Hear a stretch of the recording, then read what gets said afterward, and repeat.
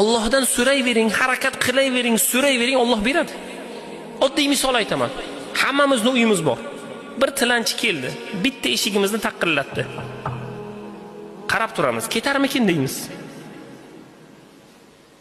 Ketadi, boshqa uyga o'tib ketadi. Uy eshigini ochmaymiz biz.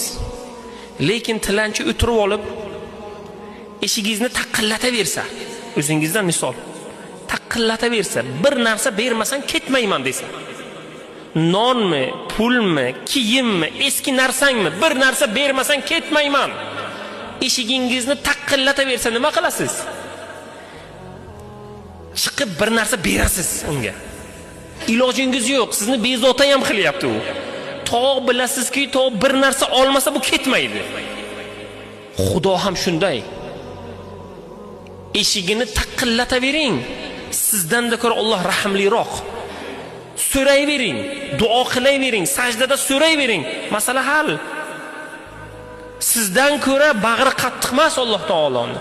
4 ta taqillatganingizda, 5 marta so'raganingizda Alloh beradi. Siz-ku kimlarnidir kunlab, oylab yalintirarsiz. Alloh taolo rahimli zot. Eshigiga o'tirib olib, biz qulmiz-ku aslida. Eshigiga o'tirib olib taqillataveraylik, albatta o eshik bir kun ochiladi.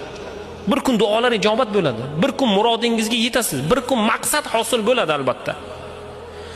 Maqsad dunyoda odamlarni nazdida qanaqangidir natijaga erishmasak, Xudo erta qiyomatda savoblarimizni ziyoda qilib beradi. Banda duo qilsa, Allohning eshigini taqillataversa, albatta u yutuqqa chiqadi inshaalloh.